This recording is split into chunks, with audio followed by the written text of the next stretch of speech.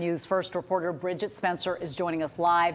She's in DeKalb County at the Animal Services in Chamblee. And Bridget, this need is really dire. Hoping somebody out there is paying attention and their heart is open.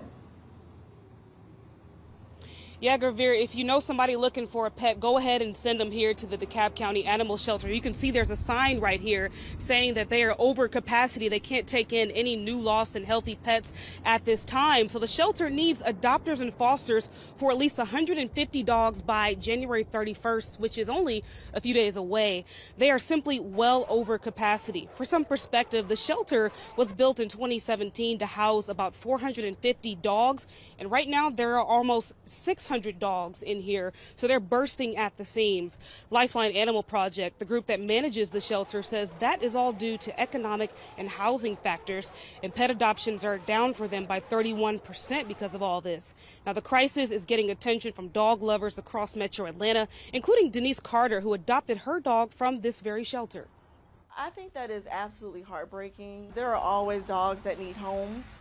And with shelters always having issues with overcrowding, I thought I could, one, help alleviate that, and two, be able to give a dog a home. And to make matters worse, after an outbreak of the canine flu affected all 3 Lifeline shelters, they had to open up a temporary shelter in Midtown. So overall, right now, they are just dealing with a lot, and they're certainly calling on you all to come and adopt a pet. And just to know that as well, they are waiving the adoption. It's only $23, much less than what they normally would charge. We're live in DeKalb County. Bridget Spencer, Atlanta News First. Yeah, hopefully we're helping get some of those dogs adopted. Bridget, thanks for that. Parts of Texas